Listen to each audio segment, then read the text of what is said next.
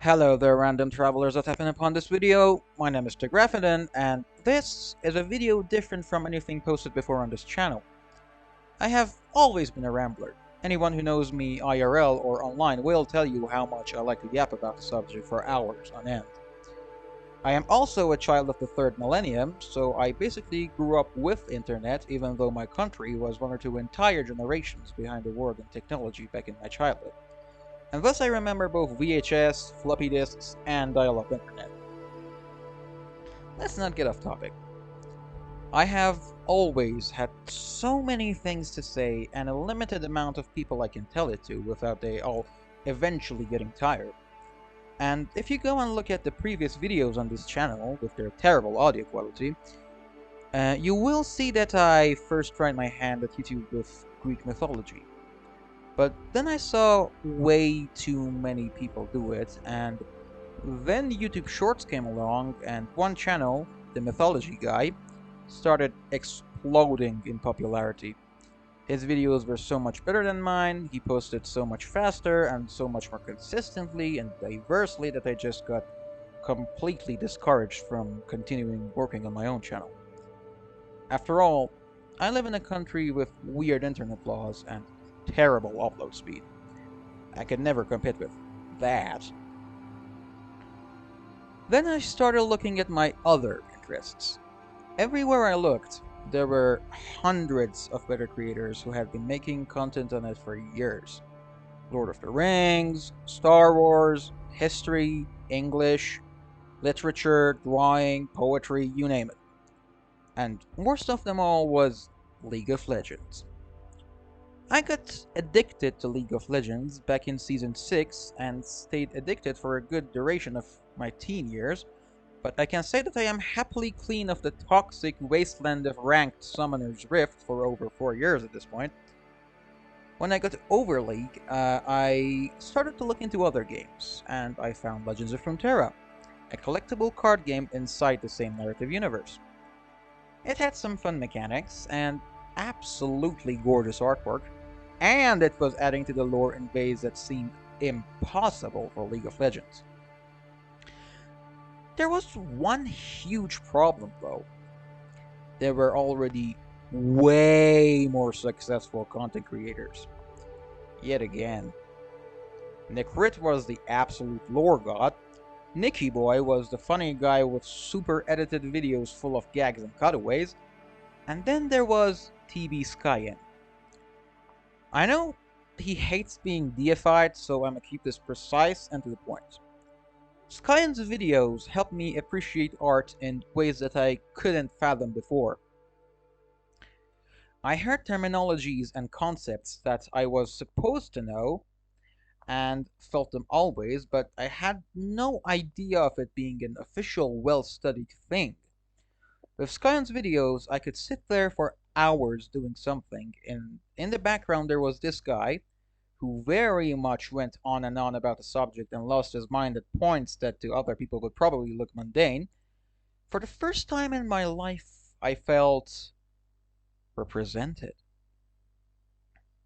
But then, as much as he likes to keep humble and deny all of it, he is a guy with years of experience, thousands of followers, enough that he can make a living off of something like this. Also, this guy was way more articulate and knowledgeable than I was. The mere thought of making videos in a field that he could probably do way better seemed hilarious, but I guess here I am shooting an arrow in the dark. Now that you all have heard my tragic backstory, let me start talking about the thing that this video is supposed to be about. I want to make videos analyzing the story and art of Runeterra, and I want to do it faction by faction. I have decided to start off in the frozen tundras of the Freljord.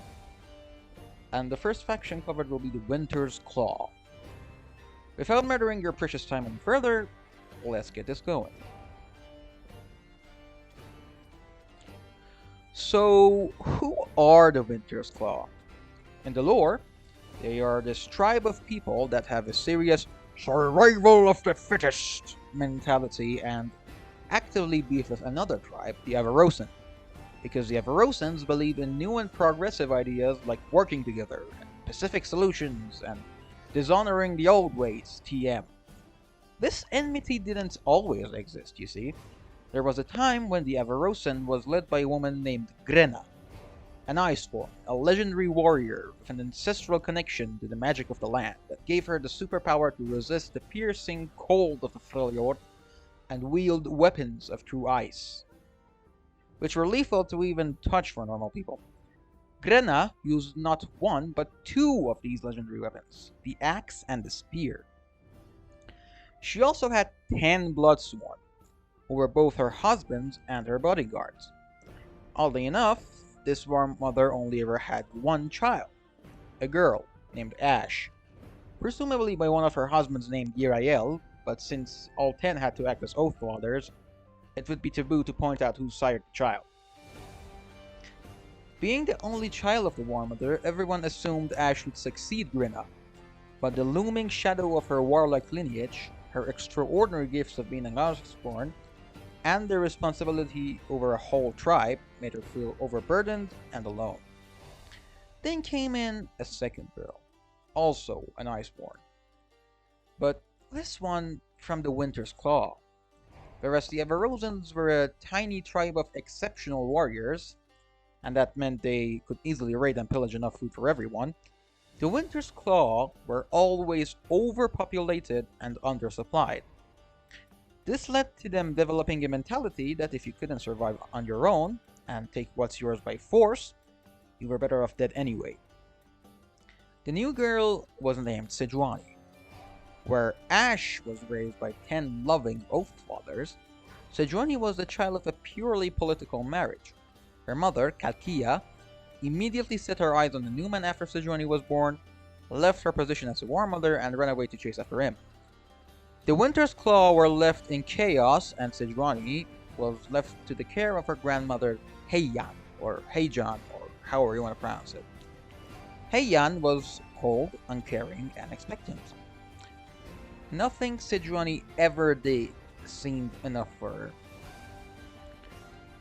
When Sejuani visited the Avarosan tribe, she saw firsthand how much a tribe could thrive under a competent War Mother. She also learned that Grena had once bested her own mother, Kalkia, and that earned Sejuani's adoration. Sejuani would stay with the Avarosans from time to time and hunt with Ash in the summer around the Ordenkal rocks.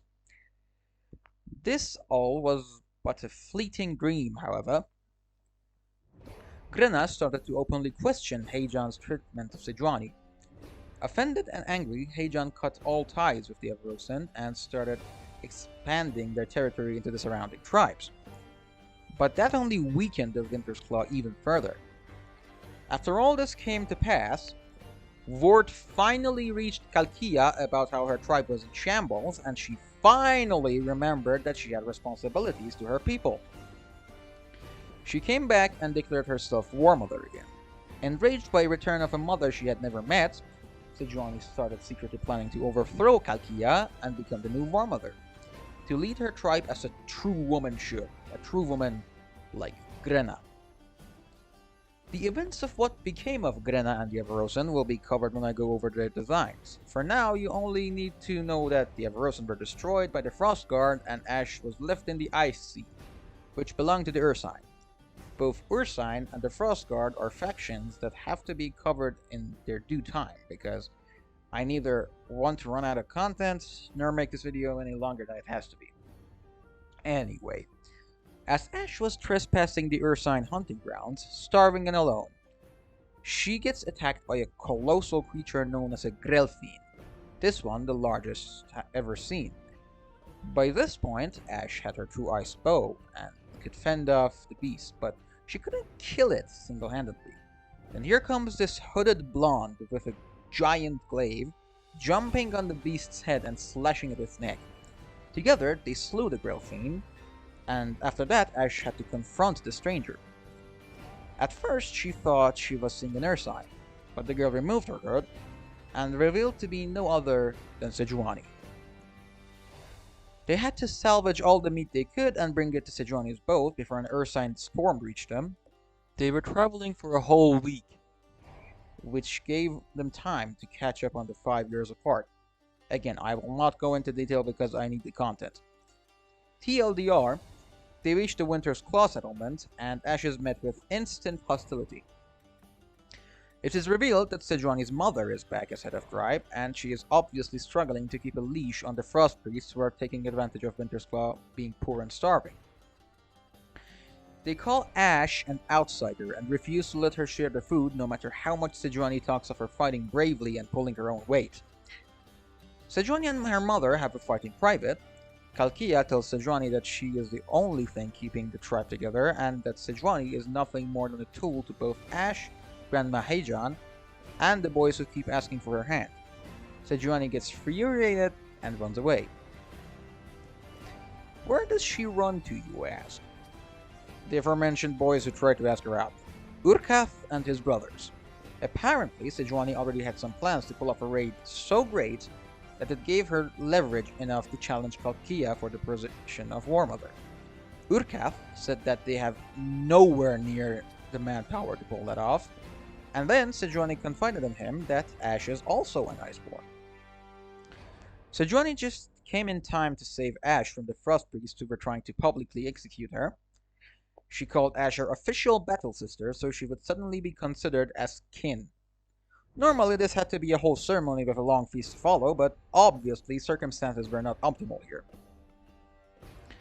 After pulling Ash aside and having a meal with her, they cut their palms and shook hands, sharing blood and reciting the Oath of Battle Sisters, which is as follows. I make my oath now. I will guard you as a sister does. I will protect your children, and bear your children, and bear your pain. I name you kin, insert name of the sister and her tribe. I name you as mine. I name you battle sister. They gather a hunting party, also called a claw, and set off. Their target is the home of the Erbatal tribe, who share hunting grounds with the Winter's Claw but don't have any Iceborn of their own. Here comes the biggest twist of the story. While Ash thought they were going to just sneak in and steal food under the cover of night, Sejuani had other plans. She orders the village to be burned down and everyone killed. She wants no survivors, no witnesses to her breaking the Oath of Alliance, and definitely not more mouths to feed. Ash had not signed up for this. She gets into a fight with Sejuani, meanwhile begging that she be allowed to take the Erbatal with her to the Ice Sea and give them a chance. Sejuani thinks that Ash is failing to live up to the reputation of Krena and act how a War Mother should, which is to lie, to kill, and to sacrifice for the betterment of your tribe. In the end, Sejuani lets Ash take the survivors, but tells her to never return, for if she does, she will be named a traitor and an enemy. Though Ash said that she would never call Sejuani an enemy, Sage replied that she won't have a choice. What Ash did afterwards should be covered with the Everosans, so we will keep focusing on Sejuani. Though the comic no longer shows any of this, we know that Sejuani goes on another raid, this time against a Noxian warship.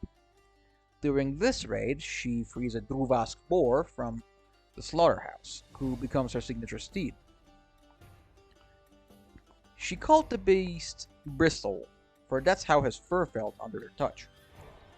The raid proved successful enough for Sejuani to challenge her mother to a duel despite the extreme taboo. She won decisively and murdered Kalkia, taking the True Ice helmet for herself. As War Mother, Sejuani started raiding and absorbing nearby tribes. She also threw out the Frost Priests that were manipulating everyone. She took Winter's Claw at the brink of collapse and turned it into the most infamous and brutal tribe in all the Freljord. In recent lore, the Freljord has been hit with the harshest winter in history, and Winter's Claw are starving again. An old man from a village she burned tells her about the Cauldron of Ore, which I think is the same one we see in the game Song of Nunu, and says that if you eat from it, you will be full for several weeks. There was a problem, however. The cauldron was stolen by the Forge God's nemesis and brother, Valhir, also known as Volibear, the patron of the fearsome Ursine. Deciding to take a gamble, Sejuani leads an expedition into the Ursine territory. which we see in the League of Legends 22 cinematic, The Call by Uniimage Studio. We'll go over that specific design of her in time, but let's start off how she started.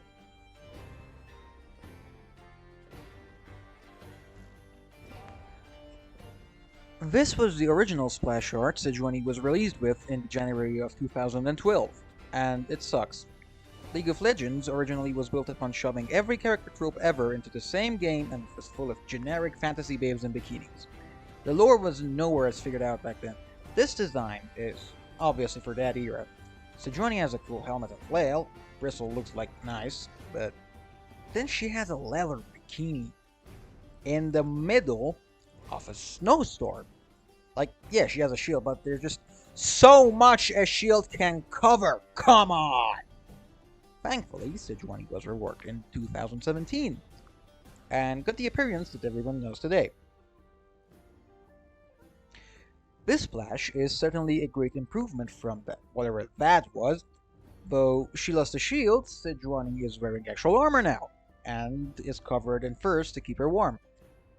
She also has actual reins in her hand to steer Bristle around. The blade is also redesigned to be true ice, and there are also true ice bits all over her and Bristle's armor. I like this design quite a lot, but since this was done for a champion in League of Legends, we have no hint of her tribe in this splash art. Legends of Runeterra fixed that, but before going there, I want to take a look at her most recent and high-fidelity appearance in the Call cinematic of 2022. So, this is the most recent, furthest in the timeline, canonical design of Sejuani that is available to us. Now, the studio Uniimage produces some insane high-quality cinematics, but I do have some nitpicks about the design choices made here. First off, Bristle's reins have been replaced with braids, which, although are very cute, just seem wrong to me. Druesks are supposed to be these wild beasts that are at times tamed and mounted. And for Bristle to have that long of a braid, he would need fur that grows so long it impairs both his vision and his movement. I think they just went with rule of cool here, much like the nose ring they added, which doesn't serve any purpose. Obviously this is my opinion, and you can comment yours down below. Let's move on to the next image. This is from the same cinematic, but Sejuani's helmet has been thrown off her head, and it gives a better look at her face. My take from this is that she is pretty, and I think that might be a problem.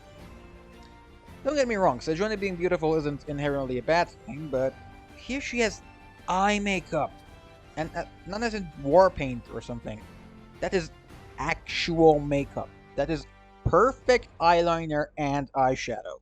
Someone sat in front of a mirror and spent time applying that. Not only is Sejuani not depicted as a character interested in makeup, but also it simply makes no sense in this scenario.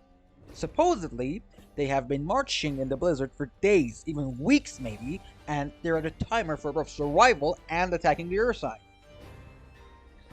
When the f*** would she have time for makeup?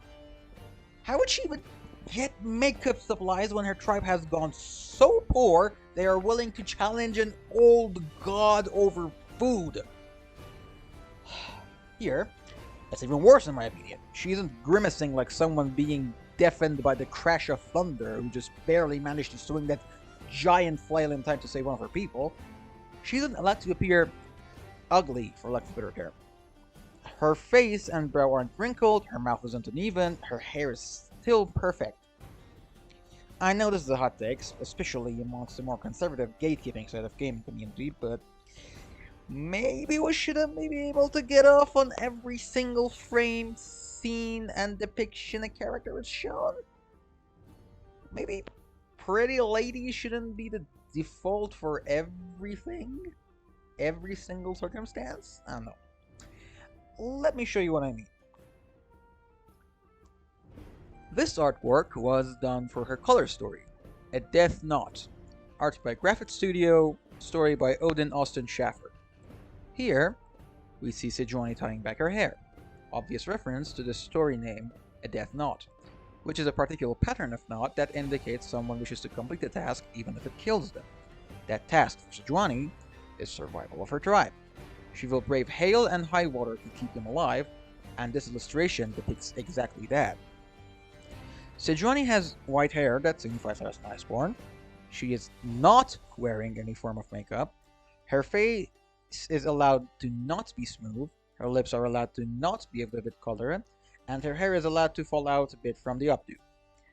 Now, this story was released in June 2020, a few months after she was released in Legends of Runeterra, so this wouldn't be the first time she is depicted with her tribe rallied behind her. More on that later. They're cheering on because they're inspired by their War Mother taking the front and willing to sacrifice herself for them. They are an unorganized bunch wearing hide and furs going against the armor, perfect formation soldiers of Demacia. But they have endured hardship all their lives, they know the land, and they have a strong leader that would die for them, and so they would also die for her. It kinda reminds me of the Dune series by Frank Herbert, in which the Fremen easily take on the most elite forces in the universe, the Sardaukar, because they had homeland advantage and because they are fanatically following their newfound prophet, Muad'Dib. Back to Runeterra, let's go over the artworks I have been waiting all this time to talk about. This is a splash art done for the level 1 card art of Sejuani for Legends of Runeterra by Sixmore Vodka Studio. Here, not only does Bristle look more like a boar than Sejuani's Leak Splash, but also we get a look at her tribesmen rallied behind her once again, presumably preparing for some sort of battle or raid. Admittedly, this is not as focused on the Sejuani herself, but let's go over it anyway. So what's the immediate thing we notice about this image? Sejuani is focused and detailed, whereas the tribesmen are blurred by the blizzard. Sejuani is the middle of the image, a literal centerpiece. The only thing that can possibly outshine her is Bristle, which is the largest thing in the entire illustration. To remedy that, Sejuani has these glowing accents of true eyes on her shoulders and chestplate, as well as her famous flail, which she is holding in her left hand this time. I should have probably mentioned that the helmet's horn was probably broke off when Sejuani fought and killed her own mother. I have no idea where she got the armor though. The Wintersclaw do not seem to have access to this good of a plate armor, as I will go over in my next videos. Now, here's a criticism. Sejuani is clad in leather and plate and fur, but because you have to know she's a woman, she shows cleavage on top of having boob plate. Again, not that anything is inherently wrong with something being pretty attractive or feminine, but cleavage and boob armor are just boring, on-hand, easy mode nonsense, and it really pisses me off. Just get rid of the cleavage. She doesn't need it, she doesn't want it, she doesn't have it that bad anywhere else. I know she's Iceborn, but she still feels the cold. It just takes her longer to die of hypothermia. Let's move on. We can see that Bristle is only armored on the front legs. I presume it's because, technically, Druvas should act like real boars and have a quick and mighty kick reflex to protect their behind. And armor there would either weigh too much or restrict the animal's movement. Speaking of Bristle, his head looks kind of like a bat here, doesn't it? Maybe it's intentional, maybe I'm just imagining things because of the shape of the nose, ears, and the mane on his head. Anyhow, let's take a look at the people in the background. If you pay attention, no two weapons in this picture are the same shape. It's a nice little detail to show that the Wintersclaw use anything they can as a weapon. They can't really afford being fancy and uniform. Survival is paramount to aesthetic. And perhaps that is why they also don't have any organized formation, like, there's just a wall of people standing, but not in any specific line or rank. Let's move on to her level 2 splash art. This art was also done by Sixmore Vodka Studio. Here, the first thing that piqued my interest was Bristle's claws. This isn't any random pig, this is a predator, an aggressive creature. Next up, I noticed his right pauldron, that it has a true ice gem embedded into it, and also that it has battle damage. I think it would be better if we saw scars on his body, because Bristle is both a war beast and that he was originally rescued by Sejuani from a Noxian warship slaughterhouse. All that said, I can also think of the justification that perhaps his fur is too long and it grew over all the other scars. Another thing is that here we see Sejuani holding the flail in her right hand, whereas in the previous flash she had it in her left. Maybe this was an intentional choice to show that she's ambidextrous, or maybe they just flipped the level 1 image one too many times. Because everywhere else she holds it in the right hand again. It doesn't matter that much. Anyway, look at the hail of arrows that also act as speed lines for Sejuani and Bristle. It seems that all of them originate from somewhere in the middle of the image, way behind Sejuani's back. Let's also take a look at the poor people she is running over. All the standing ones have bent knees, one is having his shield splintered into his face, there's a woman with some sort of two-handed polearm, and another one from whom we can only see a knee and an arm. Then there is us, the viewer, looking up from below. An arrow barely missing her face, in the snow and 1,000 more flying overhead. Also look at that poor fella between Bristle's tail and the guy's shield. One obvious interpretation is that he was whacked in the face with a true ice flail. But another possibility is that he was tripped, as in Bristle ramming forward caught him off guard and he's slipping. That's unlikely though, considering all around our main duo are people being thrown around in a half circle that almost trails where Sejuani's flail probably went through. I think this splash would have served better even as her main splash art in League of Legends. Maybe tweaked a bit to fit the in-game model. If you want to show the coolness of Sejuani, this is how you would do it, I think. Not randomly depicting her in the middle of nowhere posing specifically for the camera. That was not everything I have to say, but quite a bit of it. I hope you enjoyed this video, or at least got bored enough to get a decent nap out of it. If any of those happened, make sure to like this video. If you want more, please subscribe to this channel. Comment down below what faction would you like me to cover after the Winter's Claw. Remember, art is extremely subjective and everyone is entitled to their opinion. However, this does not give anything immunity to criticism on its own merit. Try to remain respectful to those you disagree with, don't look down on those worse off than yourself, and until next time, may your dreams never fade away.